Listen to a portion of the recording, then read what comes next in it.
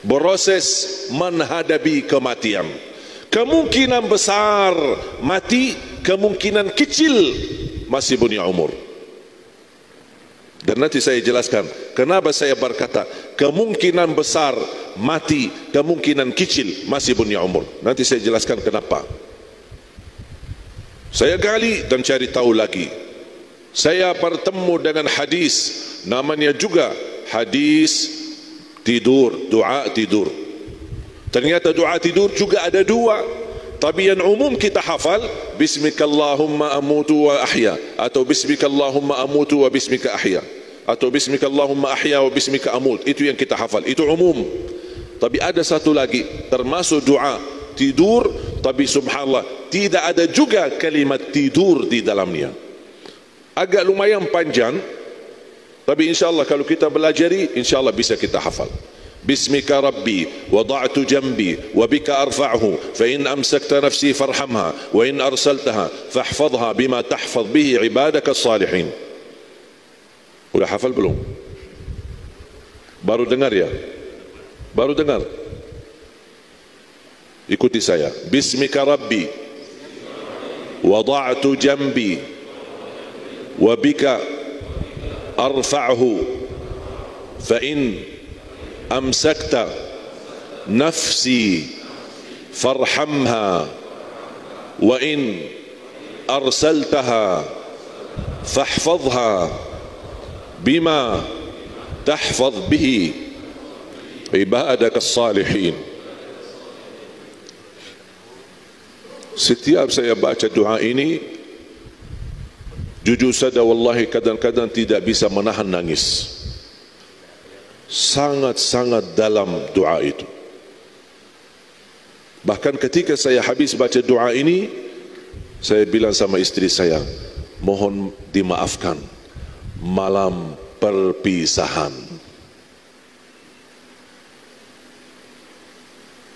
Kemungkinan besar dan tidak saya punya jaminan hidup sampai besok gara-gara doa ini. Setiap malam itu saya yang bahas sama istri saya, malam perpisahan. Sampai satu saat istri saya bilang, boleh enggak jangan bahas itu lagi. Saya bilang itu pasti proses kematian saya tidak tahu, makanya saya sebelum mati lebih baik minta maaf.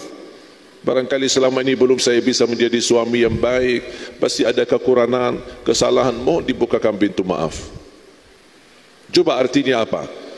Bismika Rabbi wada'tu jambi. Dengan namamu ya Allah saya berbaring. Dengan namamu ya Allah saya bangun, angkat. Fa in amsakta nafsi farhama. Sekiranya ya Allah nyawaku dipertahankan, rahmatilah. Dan sekiranya nyawaku dilepaskan, jagalah diriku sebagaimana terjaga hamba-hamba yang saleh. Ya Allah, ku ada bahasa dipertahankan, ada bahasa dilepas. Kalau memang dipertahankan nyawaku mohon dirahmati. Kalau belum masih punya umur dan dilepaskan nyawaku mohon dijaga sebagaimana terjaga hamba yang saleh. Ya Allah, ada apa?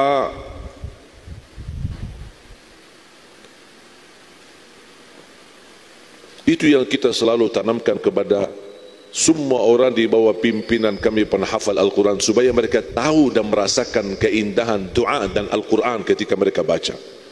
Tidak asal hafal doa, hafal wirid tapi tidak faham dan tidak bisa menhayati. Tapi sampai sekarang, sampai di saat itu saya menemukan dua doa tidur, dua doa bangun tidur belum terjawab penasaran saya. Justru menambahkan penasaran, heran ada apa ya Allah. Saya buka Al-Quran, saya baca seperti biasa, tapi saya tidak tahu jawabannya, belum saya tahu. Tapi saya sudah meyakini ada sesuatu yang terjadi di saat tidur. Apa itu? Prosesnya gimana? Saya belum tahu. Pas saya baca Al-Quran seperti wirid biasa, tilawah. Saya kan punya wirid tilawah untuk khatam, tujuannya untuk khatam. Saya baca biasa-biasa saja sampai surah Az-Zumar. Saya baca dari Al-Baqarah, setiap hari ada berapa, saya terus sampai satu saat saya baca surah Az-Zumar. surah 39 ayat 42. Mas saya baca. A'udzubillahi minasyaitonir rajim. Bismillahirrahmanirrahim. الله يتوفى الأنفس حين موتها والتي لم تمت في منامها فيمسك التي قضى عليها الموت ويرسل الأخرى إلى أجل مسمى إن في ذلك لآيات لقوم يتفكرون. Pas saya baca ayat itu, saya teruskan, saya lanjut. Pas begitu lanjut ayat berikutnya, baru sadar, jawabannya itu yang selama ini saya cari. Saya balik lagi kepada ayat tadi. Simpan surah 39 Az-Zumar ayat 42. Kalau boleh fotokopi ayatnya serta terjemahannya, simpan di dinding kamar. Setiap malam terjadi peristiwa ini, mudah-mudahan bisa menyadarkan setiap malam proses menghadapi kematian.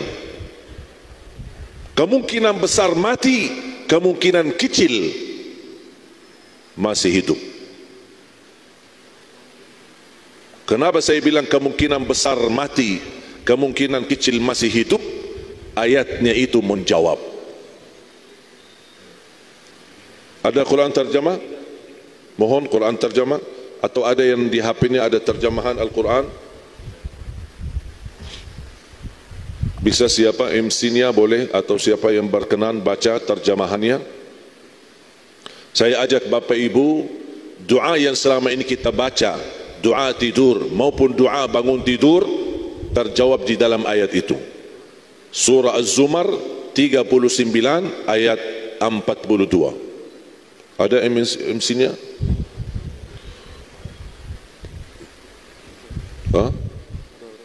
Ya bacakan, ada, kasih. Ada ketemu? Ada mic, kasih mic. Sebentar Bapak Ibu ya, dah buru-buru kan? Buru-buru? Kalau buru-buru saya tutup. Santai? Saya ajak Bapak Ibu menhayati ayat ini. Ayo mari kita sama-sama menhayati. Langsung terjemahannya. Allah memegang nyawa seseorang pada saat kematiannya. Ya. Dan pelan-pelan bayar, karena kita tidak buru-buru. Ya, Ustaz. Jadi santai-santai, relax. Sampai besok tidak apa-apa. Kita lagi santai. Tolong perhatikan. Coba sekali lagi.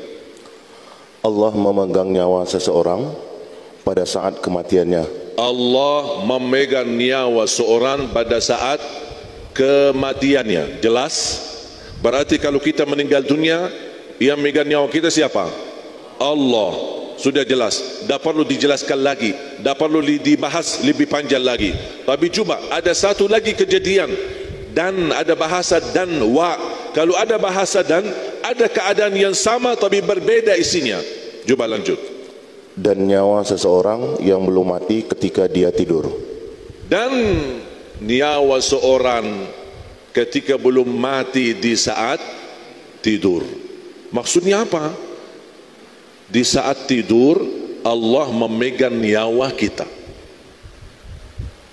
Makanya ulama berkata tidur adalah kematian kecil, bisa jadi kemungkinan besar jadi kematian besar. Coba lanjut. Ini sekarang Allah bahas lebih detail lagi maksud daripada Allah memegang nyawa kita saat tidur. Coba Allah jelaskan lebih dalam lagi. Terus, maka dia tahan nyawa orang yang telah dia tetapkan kematiannya. Maka dia bertahankan nyawa, kan sudah dimegang. Makanya di salah satu doa, Alhamdulillah telah kembalikan ruhku, yang kita baru saja baca, telah kembalikan, berarti ruh kita pergi. Pergi ke mana? Allah memegang nyawa itu.